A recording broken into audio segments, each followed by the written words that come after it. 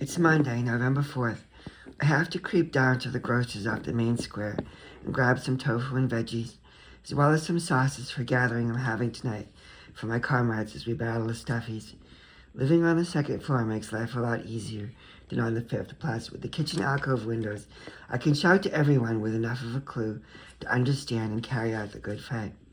Yesterday, I had quite a gathering and handed out silk costumes in time to control the evening activities, demand freedom in our way of justice before the stuffies arrived with displays of hooliganism, with blaring music and their threatening, even terrifying armies of poseurs. Jim had broken some rat traps in the basement, but was suspiciously injured, his leg found sobbing, using piles of sheets in place of hay like some sort of stuffy. Not to be confused with puffin stuff. Chapter 2, Bimbo. Having returned with the needed supplies, I prepared some snacks and cleaned around a little while listening to some music on the radio to try to get into the mood. Outside my hotel, we call our apartments in this ever-burbling metropolis of dense squares and docks and bays and ships, confiscated by the hooligans that I'd never go near. They're simply too wild, too dangerous, loud and crazy, and no one thinks a sane person would ever stand a chance of escaping from a completely horrid life at best, as a particulate to a damn crowd pleaser. Were you ever so foolish or desperate to ever think poseurs didn't run every show and every part and vessel like a stripping committee? Everyone might think all things work out, but I wouldn't. I had read the works of Bimbo. As much as all of us who ever knew how to keep our guards up, come one, come all, following all paths and walks of life, none of us could remotely understand the star powers reconciling every perfect free spot of compassion like a gumdrop on an assembly line, more than necessarily inherent in every creature on land, in the sea, or air, than the dove who would eventually liberate us from food. All we had to do was slow down and kiss would be robots in the year 4580. Everything from the universe to technology to every human endeavor and take on everything would be lost as any likable reason in a great snap, and it would be Bimbo, and all our efforts would have failed to really care or understand, leaving nothing but a buzzing pile of insects since time immemorial, a despicable transformation, potential human consciousness and reality, a giant lottery that at once went for up, like a penthouse no one believed. We had all originally won. We had been Bimbo. And he was only too poor, literally having nothing calculable, we wondered, for free, like the only true goal of a great cosmos, ours to share, to prevent the great past tense outcome of an ultimatum, to have all the fun as power over and with others, unifying the hooligans and extra extensions of his invitation, not to need one of those either.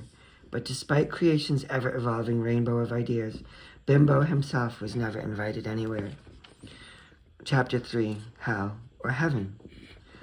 Accepting fragments of his unimaginable agony, transforming into life forms left and right, from the buffalo to whales, to every single other known or blessedly unknown, hunted or not yet as far away, beginning place of some new life, or nesting ground of his true surviving desperation, his living rest as the mother of us still.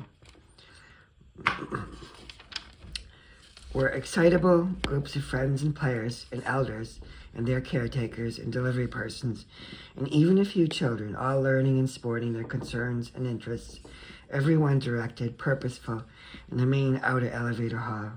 The songs on the radio radiated with choruses of Bimbo's plans as well as travails, and tunes like marching in lockstep until some not too distant in the past or future day, when everything about life would bloom like a season, remedying every care and thought of deeper sensitivity. The crowd coming tonight generally called to affirm that they would be on time and were eager to impress, and soon did arrive, sweet-smelling like fresh cinnamon, to splash on bright appearances, as warm and delighted in every welcoming approach. At 9 p.m., we gradually realized some news was happening in the city, somewhere. Hooligans had gone wild and were trashing every variety of small business, nearly every part. Some mysterious figure, the buffalo soldier, had escaped, with nothing but his skins-clad body. Their order of brutality was at hand. Our soiree was aghast. Spices and floral accoutrements immediately vanished from our mental palettes as we turned our attention to law and order and mace. It was well known to us that no man or woman would be safe from assault, however fearless as protective civil interests might seem. As depressing as our thoughts of the hooligans were, we were drawn together compassionately in comforting each other, even regarding still being safe that very night, mesmerized by the power of a cause and choosing to extend and hold hands in a circle. No sooner had we started to chant the name of Bimbo, as our tears were turning into tears of joy, hooligans, along with their chaos, arrived in the square below. Terrifying rhetoric accompanied lawlessness in general, including polluting a fountain graced by statues of 3 placid regents and digging up cobblestones for no apparent reason. We could not believe our horror when 2 stuffies on stilts, dressed in gigantic carnival heads, came unaware, clacking around the corner into the melee. As the hooligans quickly set their hostile and considerate passion upon the charlatan advocates, the screeches of desperation echoed from all around and set off sleeping birds from ledges and flower pots, resulting in what seemed like a festive finale of flying petals, striped cloth, and confetti. Fortunately, our hearts bled, and as I threw open double doors, our roomful of comrades called out to them as guides. As they turned to race across towards us, some of the hooligans began to throw small items up at us. We stretched out our hands, and they arrived, and as their stilts gave way, they were wrapped in our flag, which had been billowing in the night air as they fell into our arms.